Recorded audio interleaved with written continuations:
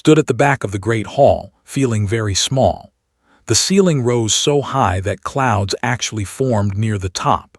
Lights floated everywhere like tiny suns, and creatures from dozens of worlds filled every seat. She had never seen so many aliens in one place. Station Velar 9 was the largest trading post in this part of the galaxy. Humans had only been part of the galactic community for 30 years, and they were still considered newcomers. Young, primitive, had heard those words many times since arriving 3 days ago. She was a metallurgical engineer from South Korea. Her company had sent her to learn about alien metalworking techniques. At 28 years old, she was the youngest person on the human team. The others had told her to watch, listen, and not speak unless spoken to. So she watched. On the stage at the front of the hall, a tall creature with gray skin and 3 eyes was speaking. His name was ForgHFY, and he belonged to a species called the... They were famous across the galaxy for their metal work. For 60,000 years, they had been making the finest blades, tools, and machines. Held up a long sword. The blade caught the light and saw patterns moving across its surface like waves on water. The aliens in the audience made sounds of wonder and praise. "This blade," said, his voice booming through translation devices, "represents the highest achievement of forge craft. I spent 6 cycles creating it. The metal was bonded at the quantum level, layer by layer, using techniques that took my people 40,000 years to develop." He turned the blade slowly so everyone could see. "The patterns you see are not decoration. They are the result of molecular layering so precise that no other species has ever matched it. This is the peak of what metallurgy can achieve." The crowd clapped and cheered, heard humans around her whispering about how amazing it was, but was frowning. She reached into her pocket and pulled out a small knife. It was nothing special to look at, just a folding knife with a wooden handle. Her uncle had given it to her before she left Earth.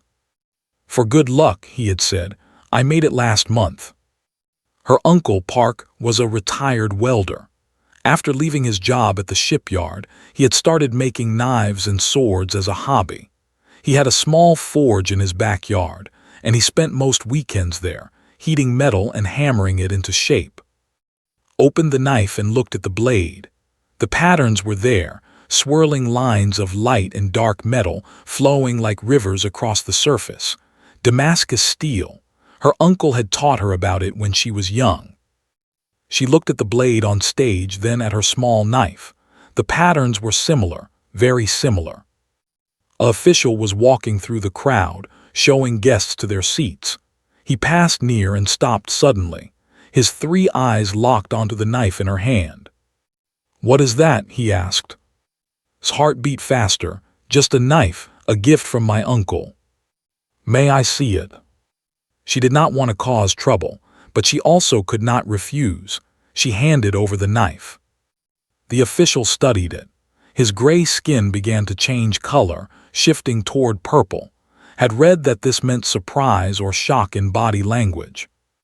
"Where did you get this?" His voice was no longer calm. "My uncle made it in Korea, on Earth." The official said nothing. He turned and walked quickly toward the stage, still holding her knife. Felt sick. Had she done something wrong? Was carrying a blade against the rules? She thought about leaving, but her feet would not move. On stage, the official spoke quietly to ForgHFY. The tall alien looked annoyed at first. Then the official showed him the knife. His reaction was immediate. His skin turned deep purple, darker than had seen on any. He pulled out a device and scanned the blade. Then he scanned it again. His 3 eyes went wide. The hall fell silent. Everyone was watching. "Who owns this blade?" His voice echoed through the hall. Raised her hand. She felt every eye in the room turn toward her. "Come forward, human." She walked down the long aisle, her legs shaking. The stage seemed very far away, and the walk took forever. When she finally stood before, she had to tilt her head back to look at his face. "Where did you acquire this?" he demanded. My uncle made it. Impossible. This blade shows molecular folding techniques that match our most advanced work. The carbon distribution, the layer integration. He stopped and took a breath. What species made this for your people? Who taught you? Blinked. No one. It is called Damascus steel. Humans have been making it for over 1,000 years. Murmurs spread through the crowd. 1,000 years. His voice cracked. Your species has only been working metal for 6,000 years total. You expect me to believe that you developed this level of sophistication with such limited time. Thought about her uncle, standing in his backyard with his hammer and coal forge. She thought about the weekends she had spent watching him work, listening to him explain the history of blade making. My uncle forges them on weekends, she said simply. In his backyard with a coal furnace. It is his hobby. The silence that followed was the loudest thing he'd ever heard. Stared at her. His skin had gone almost black now. She did not know what that color meant, but she guessed it was not good. You are lying, he said finally, or you have been deceived. This blade was not made by amateur hands using primitive tools. Felt something shift inside her. She was tired of being called primitive. She was tired of being looked down upon. I am not lying, she said, keeping her voice steady. And my uncle is not a liar. That blade is Damascus steel, and any blacksmith on earth can tell you how it is made. Leaned down until his 3 eyes were level with her too. Then prove it. The call reached Earth at 3:47 in the morning Korean time. Park was asleep in his small house near the harbor when his phone rang. He almost did not answer it. He was 64 years old and he needed his rest. But he saw his niece's name on the screen. Is everything okay? Her face appeared on the video call. She looked tired and worried. Behind her, he could see strange lights and walls that did not look like anything on Earth. Uncle, I need your help. She explained everything. The alien forge master, the challenge, the entire galaxy watching and waiting. Listened without speaking. When she finished, he scratched his gray hair and looked out his window at the dark sky. So let me understand this correctly, he said slowly. Some alien with 3 eyes thinks I am a liar because I made a good knife. He thinks humans could not possibly have developed Damascus steel on our own. He believes we stole the technique from another species, or that I am lying about where the knife came from. That is insulting. I know, Uncle. I am sorry I got you involved in this. If you do not want to come, I understand. I can try to find another way too. When does the ship leave? Stop talking, what? Stood up from his bed and walked to his window. Outside, he could see the lights of the harbor where he had worked for 30 years. He had spent his life building ships that carried people across the ocean. Now his niece was asking him to cross the stars. I asked when the ship leaves. I assume someone is sending a ship. The Galactic Transit Authority has agreed to provide emergency passage. But Uncle, are you sure? It is a long journey and the station is very different from Earth. The food is strange, the air smells different and... His voice was firm but kind. Some creature just insulted every blacksmith who ever lived, every Korean sword maker, every Japanese blade master, every craftsman from Damascus who developed these techniques 1,000 years ago. Do you think I am going to let that stand? He heard laugh for the first time since the call began. I will bring my own coal, added. I do not trust alien fuel. The ship arrived 2 days later. It landed in a field outside, causing quite a commotion. News crews came from all over Korea. The government sent officials, ignored all of them. He packed 2 suitcases. One held clothes, medicine, and pictures of his late wife. The other held his tools, his favorite hammer, his tongs, his files, and several billets of high-carbon steel that he had been saving for a special project. His neighbors came to say goodbye. Many of them had received knives or tools that had made as gifts. Old grandmother brought him rice cakes for the journey. Young from next door asked if he could come along. "Maybe next time," said, patting the boy's head. "Someone needs to water my vegetables while I am gone." The alien ship was smaller than he expected. It was shaped like a teardrop and made of metal that seemed to shift colors in the sunlight.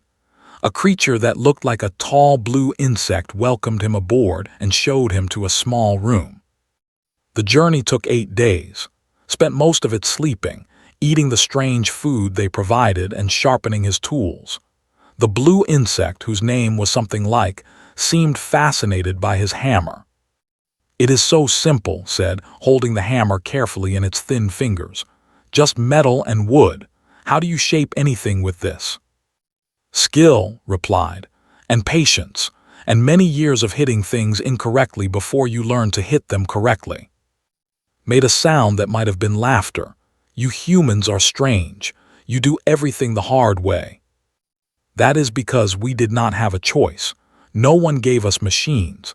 We had to figure things out ourselves." When the ship finally docked at Station Vealer 9 was waiting for him. She looked relieved and worried at the same time. She hugged him tightly. "Thank you for coming, Uncle." "Of course. Now, where is this Forge Master who thinks I am a fraud?" Led him through the station. Tried not to stare at all the aliens around him, but it was difficult. He had seen pictures, of course. Everyone on Earth had seen pictures since first contact, but seeing them in person was different. There were tall ones and short ones. Some had too many legs. Some had no legs at all and floated through the air.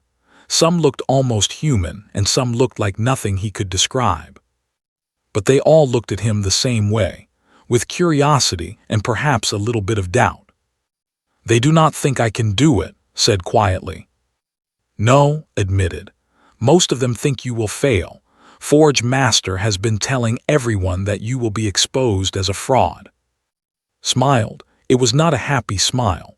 It was the smile of a man who had been underestimated his entire life. "Good," he said. "I work better when people doubt me." They reached the demonstration hall. It was the same hall where had shown off his blade. Now it was being prepared for demonstration. He saw advanced equipment everywhere: plasma forges, atmospheric controls, molecular scanners, machines he could not begin to understand. Was there supervising the preparations. When he saw, he walked over with slow, confident steps. "So you are the human blacksmith," said. His voice was cold. "I expected someone more impressive."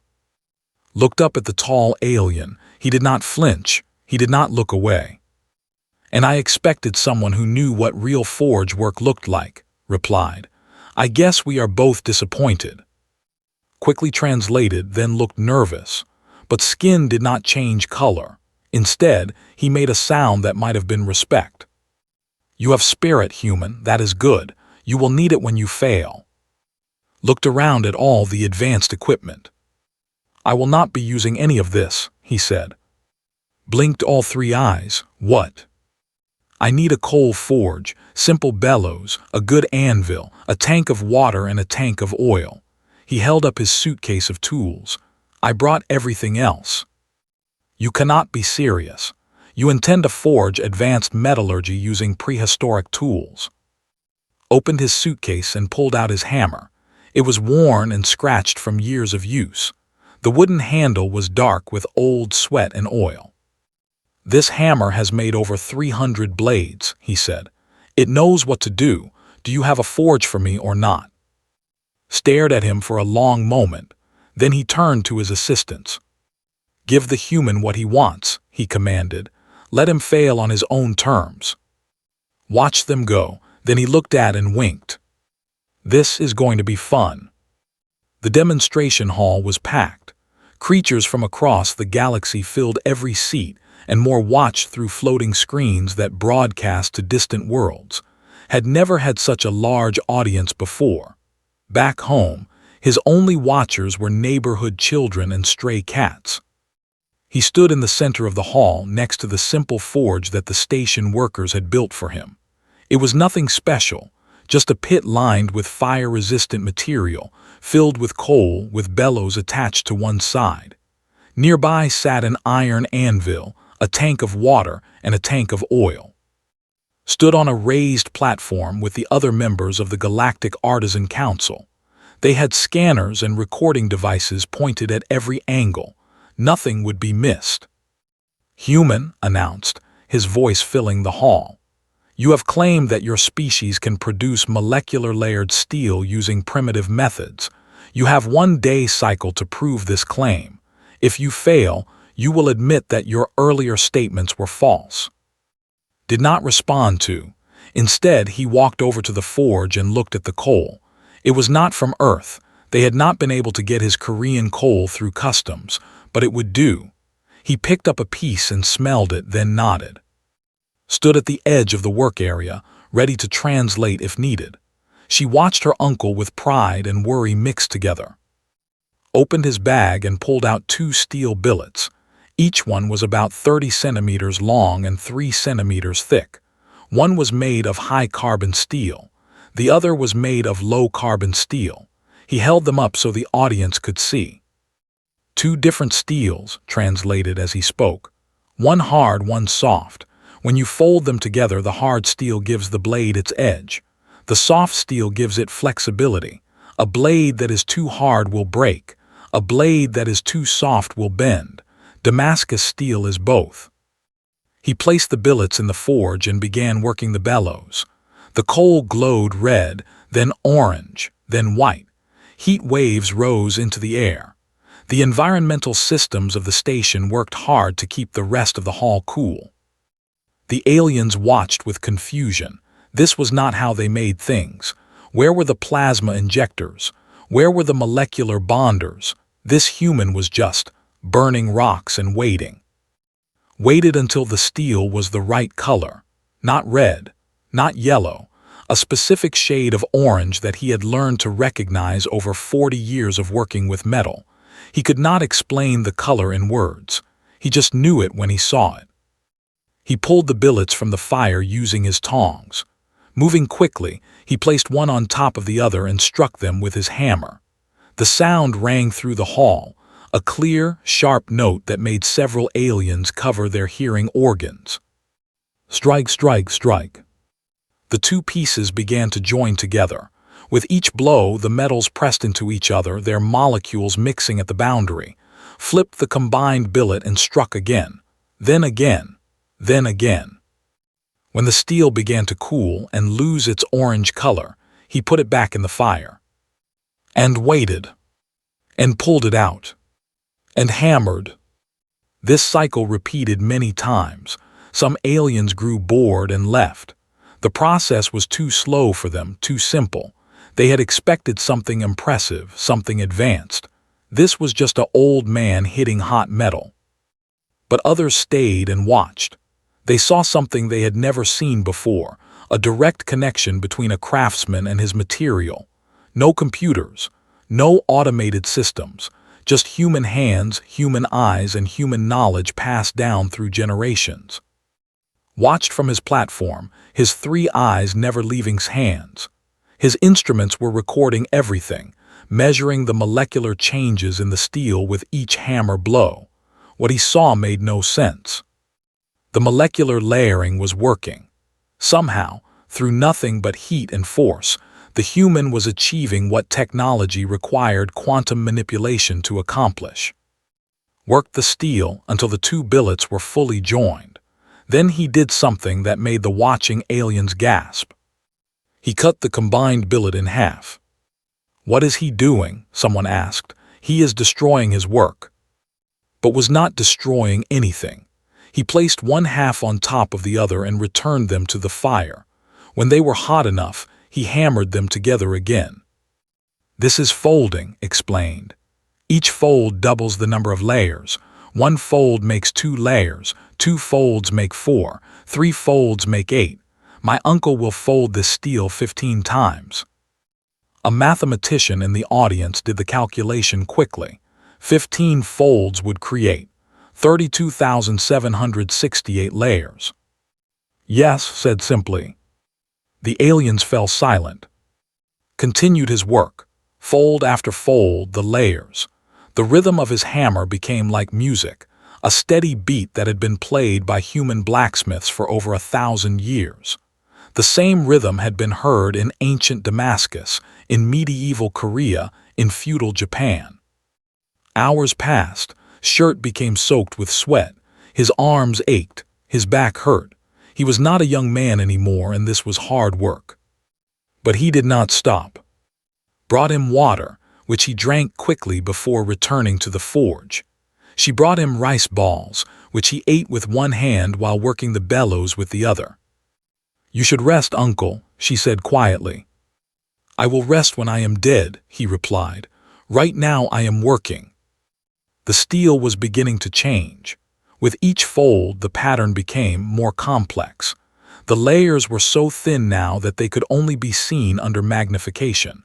But they were there, thousands upon thousands of alternating layers of hard and soft steel. Instruments confirmed what his eyes could not see. The molecular structure of the steel was transforming into something remarkable, and it was being done with nothing but fire and force. "This is impossible," muttered to himself. "This should not work, the physics do not support it." But physics, it seemed, had not told the humans that it was impossible, and so they had simply done it anyway. Made his 15th and final fold. The billet was now ready to become a blade. He placed it in the fire one more time, letting it reach the perfect temperature. Then he began to shape it. The hammer sang, the steel obeyed, and in the hands of an old man something beautiful began to take form. The blade emerged slowly from the shapeless metal. It was not magic. It was not alien technology. It was skill, pure and simple, the accumulated knowledge of countless generations who had stood before forges just like this one and learned, through trial and error, how to turn raw metal into art. By the end of the 8th hour had a blade. It was rough and unfinished, but its shape was clear. Tomorrow he would grind it and polish it and etch it with acid to reveal the pattern hidden within. But for now, he set down his hammer and sat on the floor of the station, exhausted but satisfied. "The forging is complete," he said tomorrow we show them the truth. Slept for only 4 hours. His body wanted more rest, but his mind would not allow it. There was still work to be done. The second day of the demonstration began with grinding. Used simple whetstones to shape the blade, removing the rough outer layer to reveal the clean steel beneath. The work was slow and careful. One mistake could ruin everything he had built the day before. The audience was smaller now. Many aliens had decided that the demonstration was too boring to watch. But those who remained were the serious ones, the craftsmen, the scientists, the ones who truly wanted to understand. Had not left his platform. He had stayed through the night, watching recordings of the forging process over and over.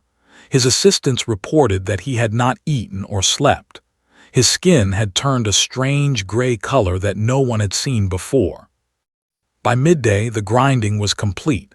The blade was smooth and straight, about 40 centimeters long with a gentle curve. It did not look special yet. It looked like any other piece of steel. Then brought out the acid. "This is the final step," explained to the audience. "The acid will eat away at the different types of steel at different rates. The high-carbon steel will turn dark. The low-carbon steel will stay light. This will reveal the pattern that has been hidden inside the blade all along." Mix the acid carefully. He had brought his own mixture from Earth, a combination of ferric chloride and water that he had used hundreds of times before. He poured it into a shallow container and picked up the blade.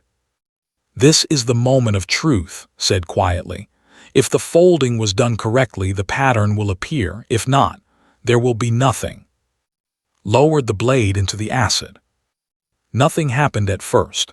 Then slowly, the steel began to change. Dark lines appeared on the surface, spreading like cracks in ice. But they were not cracks. They were the edges of the layers, the boundaries between hard and soft steel that had been folded together over and over. The pattern grew stronger. Waves of light and dark swept across the blade like water flowing over stones. Swirls and ripples formed naturally, following paths that no computer had designed. Every pattern was unique, created by the specific way the metal had moved during each hammer strike. Lifted the blade from the acid and rinsed it with clean water. Then he held it up to the light. The hall went silent. The Damascus pattern was unmistakable. Thousands of layers of steel had combined to create something that looked almost alive. The light played across the surface, making the pattern seem to move and flow. It was beautiful in a way that advanced technology could not replicate. Stood up from his platform. His instruments were going wild, displaying readings that should have been impossible. He walked down toward, his 3 eyes fixed on the blade. "May I?" he asked, his voice barely above a whisper. Nodded and handed over the blade. Held it carefully, turning it in the light. He ran his scanner over it once, twice, 3 times. The readings were the same each time. "The molecular cohesion exceeds my own blade by 12%, he said slowly. "The layer integration is more complete. The edge geometry is superior." He looked at with something that might have been respect. "You made this with fire and a hammer." "And 40 years of practice," added. "But how?" His voice cracked with emotion. "We have studied metallurgy for 60,000 years. We have machines that can manipulate matter at the atomic level. How can a primitive technique produce better results?" Took back the blade and looked at it thoughtfully. Through, he spoke to the entire hall. "When I was young, I worked at a shipyard. I learned to weld steel for ships that crossed the ocean, but I always loved blades. My father taught me to sharpen knives when I was a boy. His father taught him. His father's father taught him." He paused, touching the pattern on the blade with his rough fingers. Every generation learned a little more. They made mistakes and learned from them. They tried new things and kept what worked. The knowledge grew slowly, passed from hand to hand, from master to student. He looked up at, "Your machines do the work for you. They are very good at copying what has been done before, but they do not learn. They do not grow. They do not feel the metal and understand what it needs." He held up his hands. They were encalloused, marked by decades of burns and cuts. "These hands have failed many times. I have made blades that broke. I have made blades that bent. I have made blades that were ugly and useless, but each failure taught me something, and over time I got better." The hall was completely quiet. Aliens who had dismissed humans as primitive newcomers were now listening with full attention. "You asked how this is possible," continued. "It is possible because we had no choice. We could not rely on machines. We had to do it ourselves with our own hands and our own minds. That made us slow. It made us struggle. But it also made us learn in ways that machines never can." He held up the Damascus blade one final time. "This is not just metal. This is memory. Every fold carries the knowledge of everyone who folded before me. Every hammer strike contains the experience of 1,000 years of human blacksmiths. The pattern you see is not random. It is history made visible." Stared at the blade for a long moment. When he spoke, his voice was heavy with emotion. "I have spent my entire life believing that technology was the answer to everything. That advancement meant moving away from primitive methods." He shook his head slowly. "I was wrong." He turned to face the Galactic Artisan Council. "This human has proven his claim. The Damascus technique is real, and it produces results that match or exceed our most advanced methods. I withdraw my accusation." The hall erupted in noise. Some aliens cheered, some argued, some simply sat in stunned silence. But did not pay attention to any of it. He was already thinking about the next step, grinding the blade sharper, fitting it with a handle, adding the final polish that would make it complete. There was still work to be done. 3 days after the demonstration, received a visitor. He was sitting in the small room that the station had given him, fitting a wooden handle to his newly finished Damascus blade. The wood was not from Earth, it came from a tree on some distant planet, but it felt good in his hands. Wood was wood, no matter where it grew. The door chimed, and entered with behind her. The tall alien had to bend down to fit through the human-sized doorway. "Forge Master wishes to speak with you," said. Set down his work and looked up at the alien. "Sit down, or do your kind not sit?" Made a sound that might have been laughter. "We sit." He lowered himself onto a chair that was too small for him, his long legs folding awkwardly. "I came to make you an offer." Waited. "The collective is prepared to pay you more money than any human has ever possessed," said. "We will give you the finest facilities in the galaxy. You will have access to any material you desire. In return, we ask only that you teach our forge masters the Damascus technique." His eyes went wide. She translated the offer, then added, "Uncle, this is an incredible opportunity." Nodded slowly. He looked out the small window at the stars. He had never expected to see the stars up close.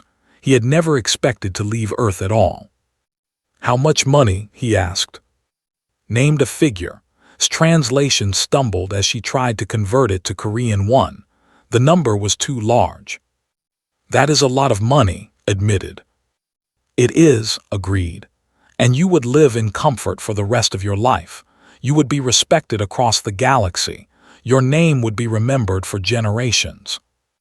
Thought about his small house the garden where he grew tomatoes, the forge in his backyard where he spent his weekends, his neighbors who waved at him every morning, young who wanted to learn blacksmithing.